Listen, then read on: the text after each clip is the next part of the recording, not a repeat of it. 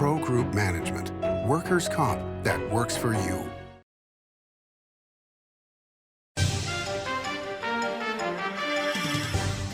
Welcome to Nevada Newsmakers. On the broadcast today, part one of my interview with Steve Hill. He's the CEO and president of the Las Vegas Convention and Visitors Authority, here for the whole show on an all-new Nevada Newsmakers.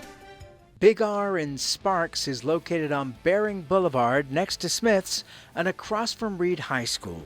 It's a 50,000 square foot clothing store and a whole lot more. For the cold days ahead, jackets, hoodies, flannel shirts, insulated bib overalls, thermal underwear, beanies, and merino wool socks. Big R.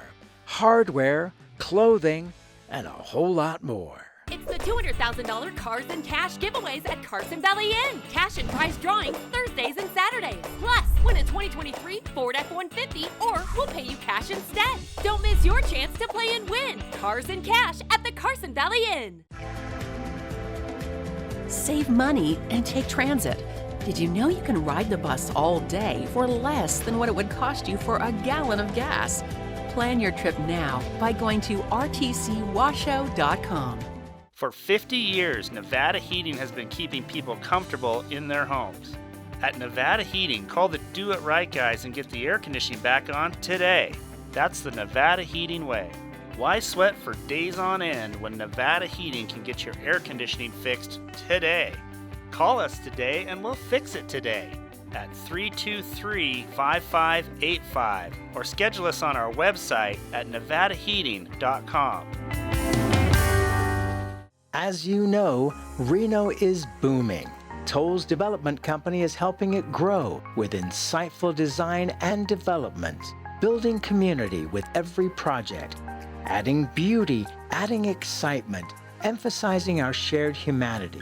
Reno is becoming bigger. Toll's development is helping it become better, more livable, more enjoyable. To learn more, go to tollsdevelopment.com. tollsdevelopment.com.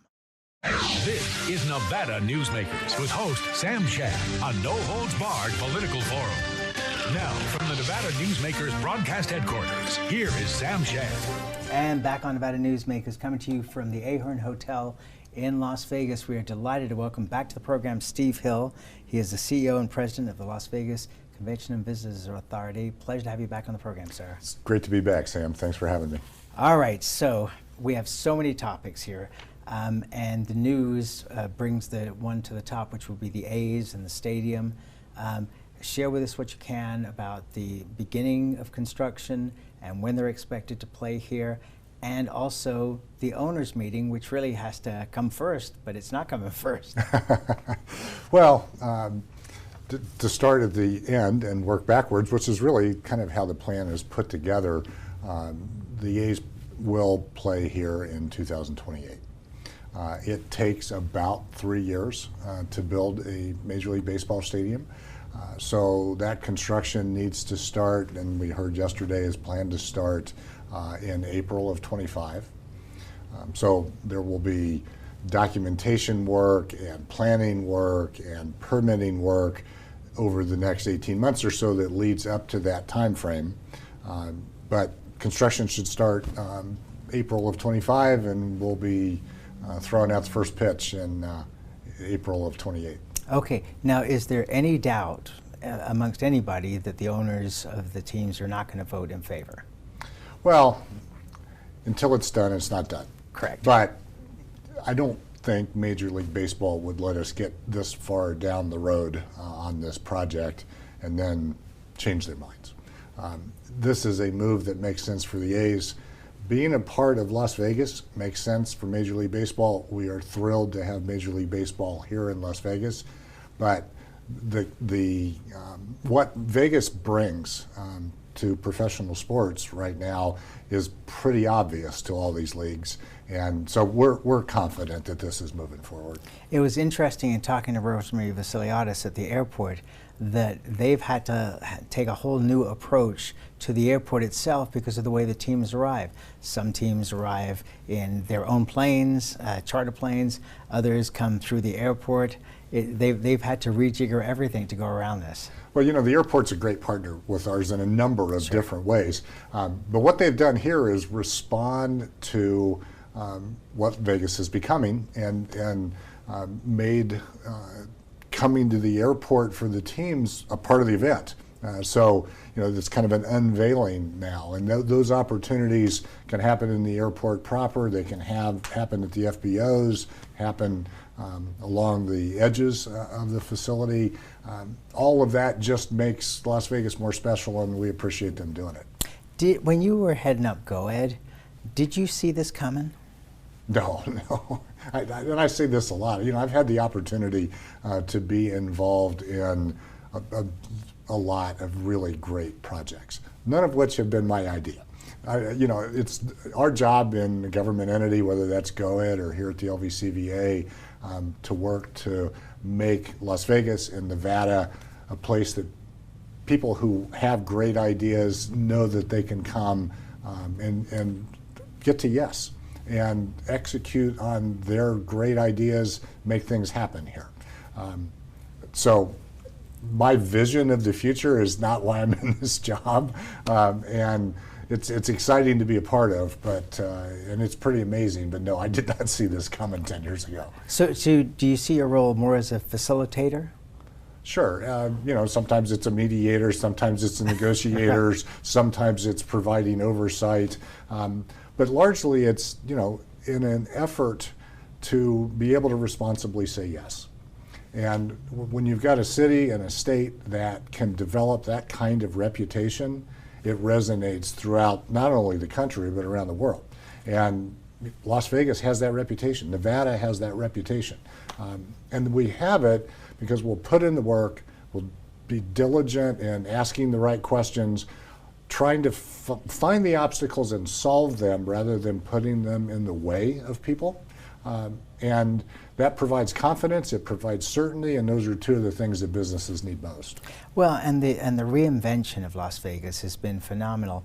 If you go back to the beginning of the Mirage, and the knock on the Mirage at the beginning was it's going to have to do $1 million a day to make it work. When Bellagio opened, it was going to have to do $2 million a day to make it work. When no problem. Right, $3 million a day it had to work. I don't even know what the numbers are now, but I mean they have to be stunningly above those numbers. I'm sure they are. We kind of changed the way we think about what we're trying to do for Las Vegas. It used to be just heads and beds.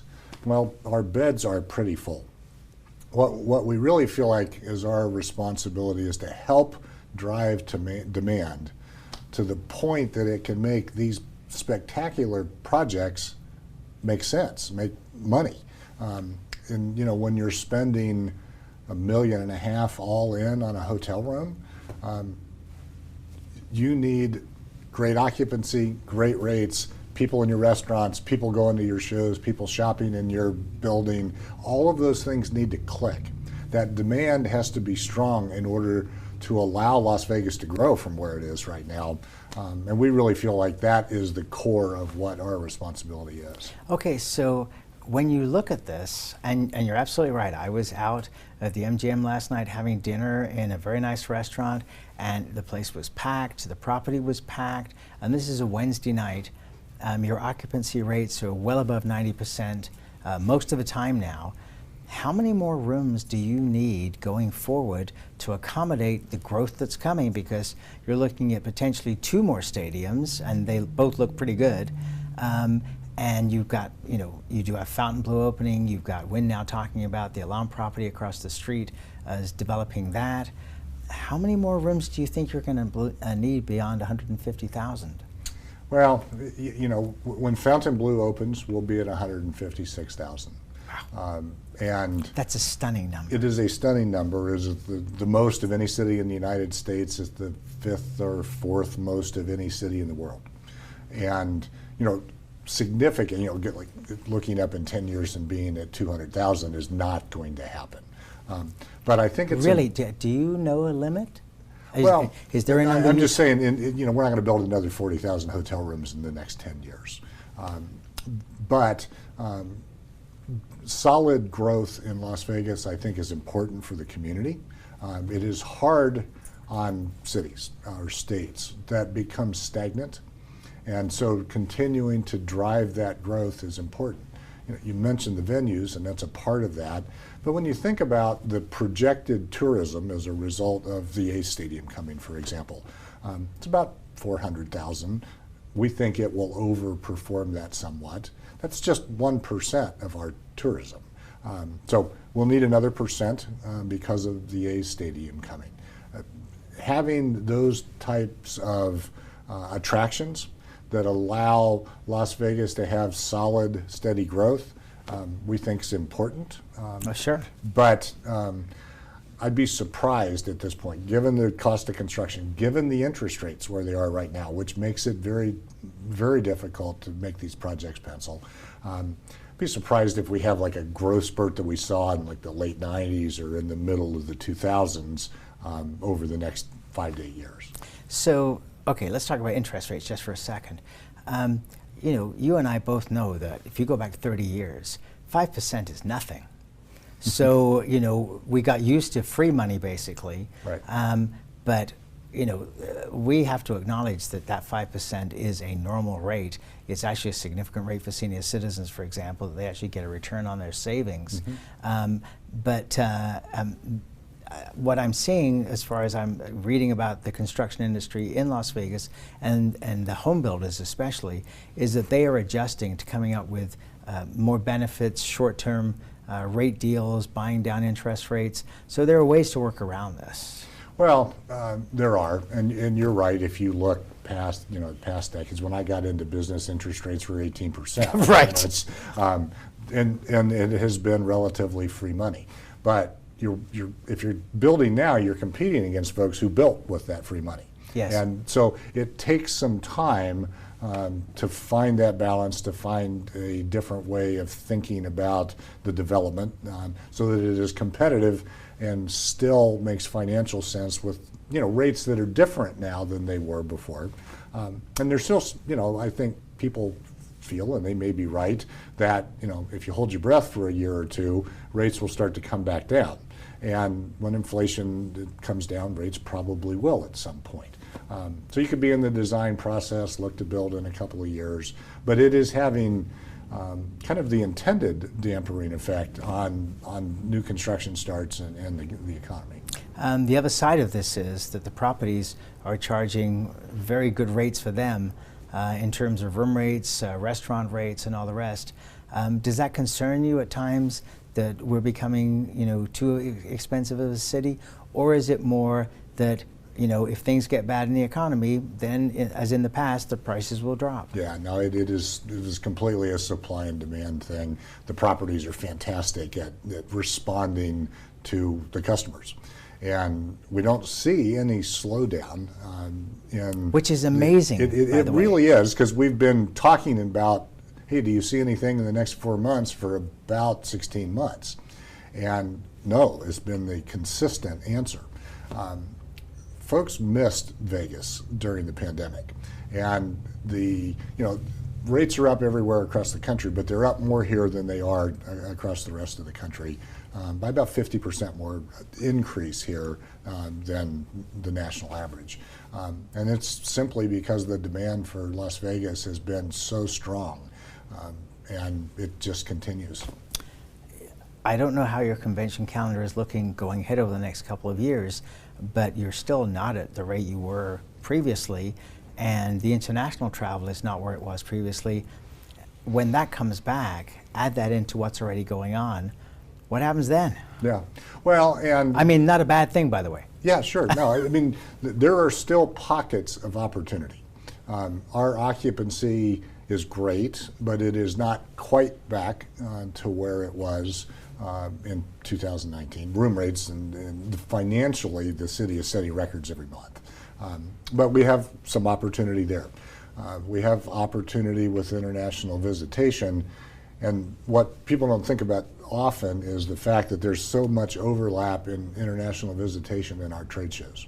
CES is 30% international.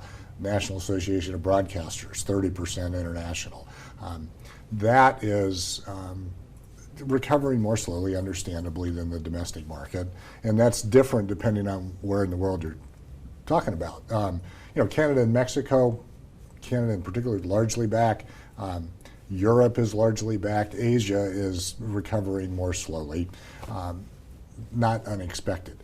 But we're back to 87% of our international visitation in Really? 2019. Okay. So, I mean, it is recovering significantly.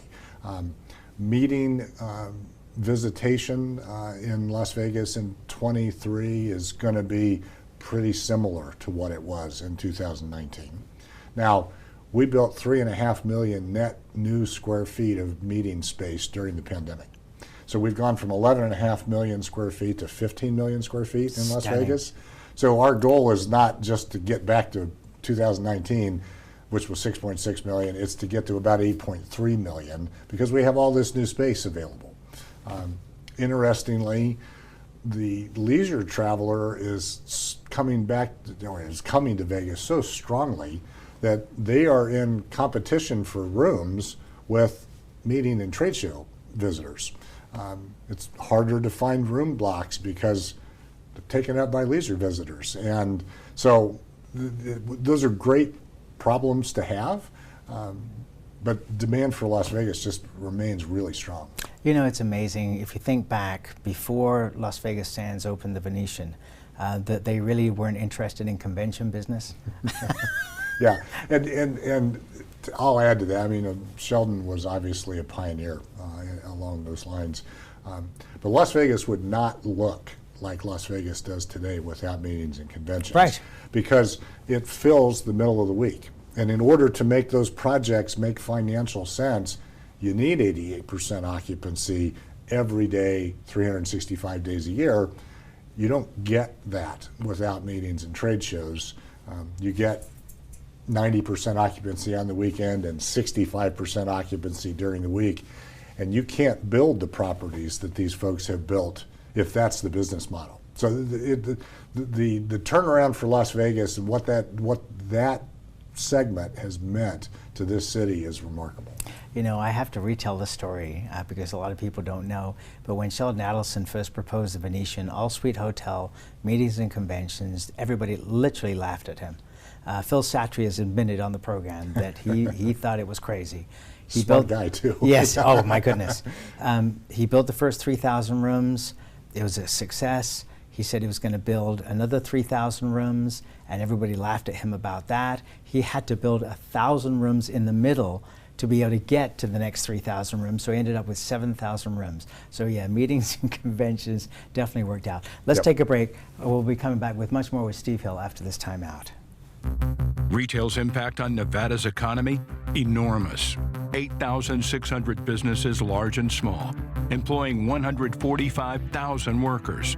And last fiscal year, retail paid tax on nearly $60 billion in sales. We're the Retail Association of Nevada. We support retail, we help it grow, and we mean business. RANNV.org. Take a look at Pro Group Management and see how your workers' comp requirements can be met head-on. By taking a proactive approach, Pro Group can assure that your company is meeting or exceeding state and federal standards. As you move forward in your industry, Pro Group moves with you, simplifying regulatory tasks, clearing the way so you can get the job done and look to your future success.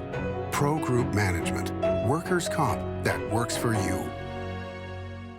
Truck drivers are some of the hardest working people you'll meet, delivering over 70% of America's freight and 92% of Nevada's. When there's a natural disaster, they're delivering critical supplies to help those communities recover and rebuild. Every sector of the economy and our nation's military rely on truck drivers. So let's take a moment to say thank you.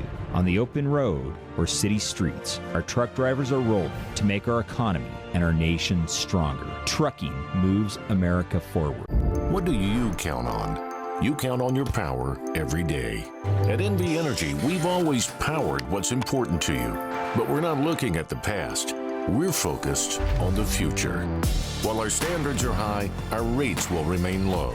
And our commitment to renewables isn't just meeting standards, but leading the way. Because you can count on more than just your power. You can count on the company who brings it to you.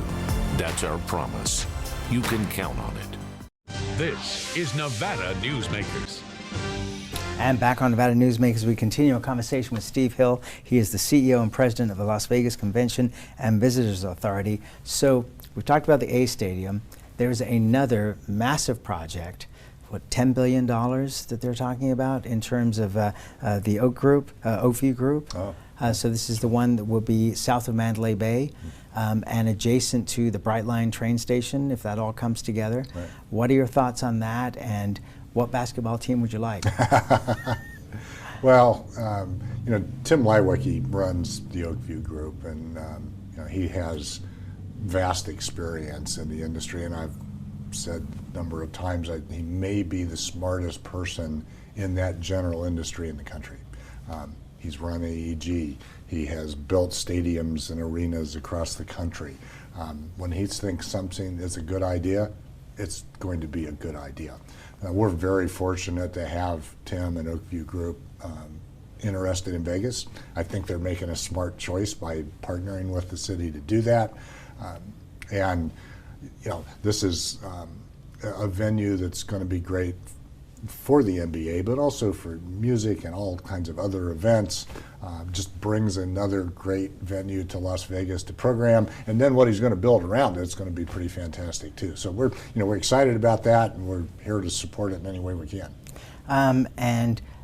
As you hear about the Brightline train, Commissioner Gibson was on the show during session, and he said he thought it would be about 10 years before the Brightline train would actually be here. Do you think that's a too far out timeline, or maybe it's closer? Well, I think, if you talk to Brightline now, and if you ask them that question, and I have at some level, I think they feel like they can beat that timeline now. They need a decision out of the federal government. They're hopeful to get that soon. This is the multi-billion-dollar loan. It is. That money has been in that account and unused for a long time. This is a project that is going to make a difference on any number of fronts. But all of us have driven up and down I-15, and it's a project that we're working on and others are working on. Brightline's a part of that solution. And it's not only just a part of a congestion relief solution, but it's a fantastic alternative for our customers to get back and forth to Southern California, which has been diminished because of the experience on I-15. So you've got, congestion problems, time that it takes in order to get back and forth, the environmental issues that come with that congestion. It's a part of that, all of those solutions, and we're hopefully seeing it before 10 years from now. We think it, 5-6 years is a possibility. Really? That would be pretty rapid. What on earth happened to the agreement between the governor of the state of Nevada and the governor of California to be able to open up that additional lane for travel on 15? Well, what they announced, which has now happened recently, was they kind of upgraded the shoulders on each side of I-15, on the other side of the state line in California, about 5.5 miles to the ag station. And it was intended to be a pilot project. It opened in, I think, the weekend before, or it opened maybe Labor Day weekend, the weekend before. And it has shown to be helpful. And so I think the idea was to study that, see whether that worked, and then extend that, hopefully, in the future. It's one of the most critical infrastructure projects for Nevada. I-80 up north is critical, 15 down here is critical, the airport's critical. Those are the lifeblood. I mean, there's only two ways really to get to Las Vegas, and we need people to be able to do that. And I-15 is a national supply chain from the ports in LA and everything that happens in LA. We've been talking about supply chain problems for the last 3 or 4 years. That's a part of the solution that is needed there. All right, let's take another quick break and we'll be right back. The Nevada Builders Alliance has been protecting the interests of the construction industry for over 50 years. Our programs save members thousands of dollars every year and allow them to provide much-needed benefits to their employees. Our industry also allows Nevada to grow. If you're thinking about a career in the construction industry, reach out. And if you haven't thought of a career in construction, what are you waiting for? We are the Nevada Builders Alliance. Remember 2010 in Northern Nevada, 13 to 14% unemployment, thousands of homes in foreclosure, Nevada's casinos closing? Families in the Reno-Sparks area were hurting. Many were losing everything.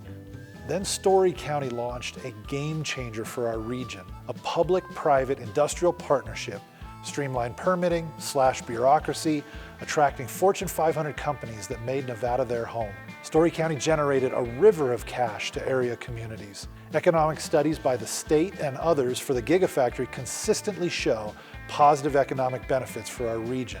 $4 billion in local wages, $17 billion in consumer spending and economic activity, over $100 million in taxes to Washoe, Story, Reno, Sparks, and Nevada, just for the Gigafactory alone.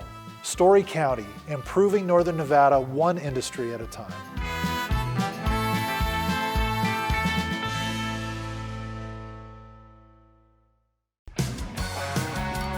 It's a good time to eat. It's a good time to play.